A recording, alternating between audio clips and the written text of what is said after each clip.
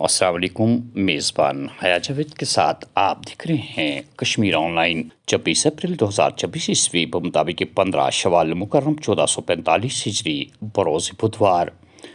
नाज़रीन, डालते हैं आज के खबरनामे पे एक नज़र।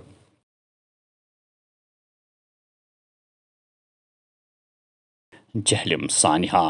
कल गंडबल श्रीनगर सानिया में लापता अफराद की लाशें जहलम से बरामद करने के सिलसिले में दिन भर तलाशी ऑपरेशन जारी रहा, लेकिन बदकिस्मती सबब कोई कामयाबी हाथ नहीं लगी। सरकारी टीमों के अलावा मकामी लोगों और रजाकार टीमें भी अपना किरदार निभा रही है। जहां इलाके के मकीनों के साथ साथ वादी के तमाम लोगों ने पुल मुकम्मल न करने पर सरकार पर तनकीद की थी, वही सरकार ने फौरी इकदाम और इंसानी जानों के ज़िया होने के बाद नामुकम्मल पुल पर काम शुरू कर दिया है और माह जून तक पुल मुकम्मल होने का वादा किया है। इन बातों का इजहार चीफ इंजीनियर R&B ने किया। जितना लोकसभा इंतखाबात के मजीद मराहिल करीब आ रहे हैं, उतना ही सियासी पार्टियों ने एक दूसरे की मुखालफत और तनकीदी बयानात जोर पकड़ रहे हैं। डॉक्टर फारूक अब्दुल्ला ने कई सियासी पार्टियों पर निशाना साधा, वहीं पीपल्स पार्टी के सरबराह सज्जाद गनी लून ने भरपूर मुकाबला करके अपने ख्यालात प्रेस नुमाइंदों के सामने जाहिर किए। मुझे अफसोस है कि हमारे वज़ीर आज़म ने ऐसी बात कही। हमारा इस्लाम, हमारा अल्लाह हमें ये सिखाता है कि सबके साथ बराबरी से चलो। कभी हमारे मज़हब ने ये नहीं कहा कि दूसरे मज़हब को बुरी तरह से देखो। कभी ऐसा नहीं होगा वज़ीर आज़म कि मुसलमान कभी भी किसी माँ का, किसी बहन का मंगलसूत्र छीनेगा, वो मुसलमान नहीं है, वो कभी इस्लाम को समझता नहीं है।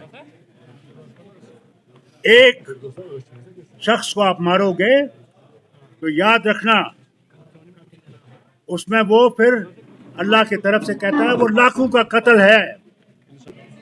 ये एक ही दफ़ा इलेक्शन होगा और जिस तरह प्यूटन साहब बैठे हुए हैं, इसी तरह ये भी अपने वज़ीर आज़म को बिठाना चाहेंगे, जो जब तक वो जिंदा हैं वो रहेंगे, दूसरा आएगा वो भी चलाएगा। नहीं तो मुझे ये बताइए, ये क्यों कह रहे हैं कि 2047 तक? क्या ये 2047 तक रहेंगे?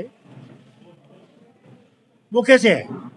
इनने सोच के रखा है कि हमने कोई इलेक्शन नहीं करना और हमने बैठना इसी कुर्सी पे, जो मर्जी है करना है। मुझे अफसोस इस बात का है।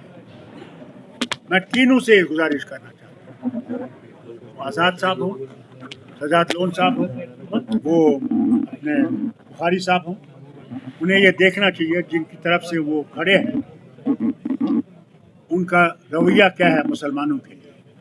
बस मैं इनसे यही कहना चाहता हूँ, जिन मुसलमानों को ये बरगला रहे हैं आज, क्या वो मुसलमान कल बचेंगे? अगर ये वापस आए, न सिर्फ जम्मू कश्मीर के, क्या हिंदुस्तान के मुसलमान की इज्जत रहेगी या नहीं रहेगी?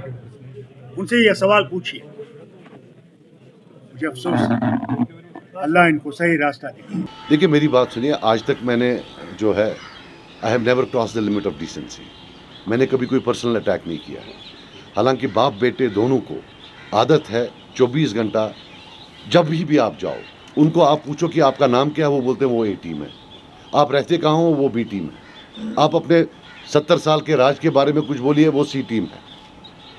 हमने कभी आज की डेट तक जो है उनको रिएक्ट नहीं किया, पर टाइम हैज़ कम। अब ये नया किस्सा होगा इस्लाम का, मुसलमानी का। इस्लाम घर से शुरू होता है। फारूक साहब पहले ये बताएं उनके घर में इस्लाम है या नहीं। वो अपने घर का इस्लाम ठीक करे। मैं अल्हम्दुलिल्लाह मुसलमान हूँ। हर रिश्ता मेरे घर में निकाह, शरीयत और सुन्नत के तहत हुआ है। मेरी माँ तहज्जुद गुजार है। हमारे यहाँ सब इस्लाम के अंडर होता है।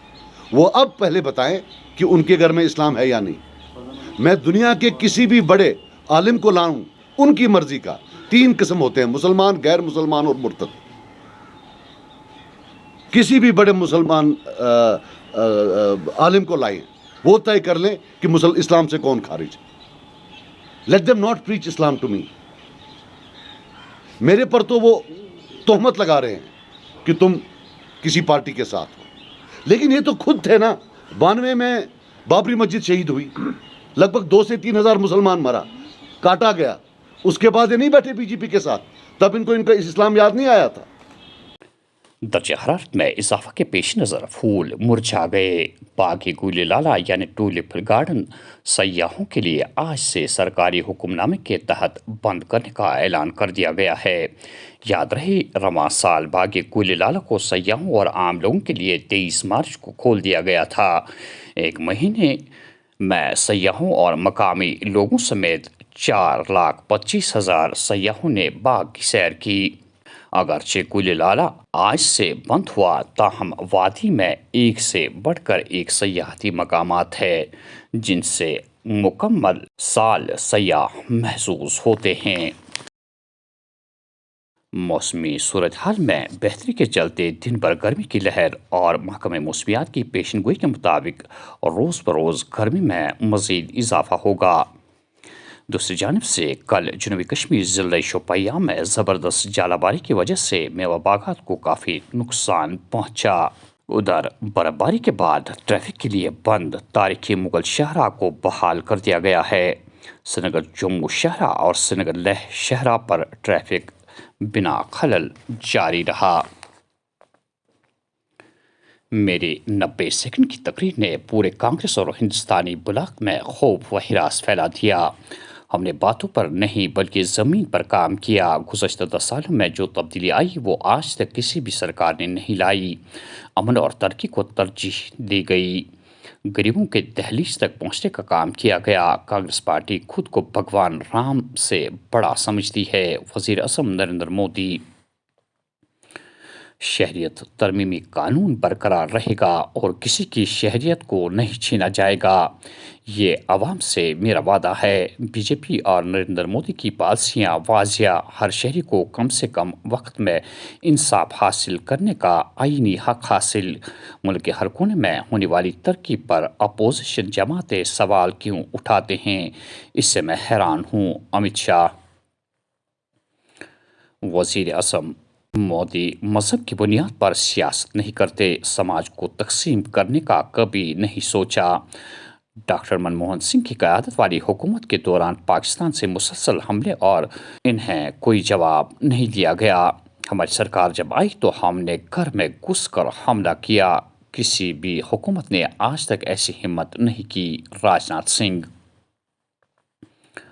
گزشتہ 10 سالوں کے دوران وزیر اعظم نریندر مودی نے ریلوے میں بے مثال تبدیلی لائی. کشمیر سے کنیا کماری تک جلد براہ راست ٹرین سروس شروع ہوگی. بھارت کی پہلی بلیٹ ٹرین 2026 میں دوڑے گی. مسافروں کی آسانی کے لیے صلاحیت بھی بڑھا دی گئی.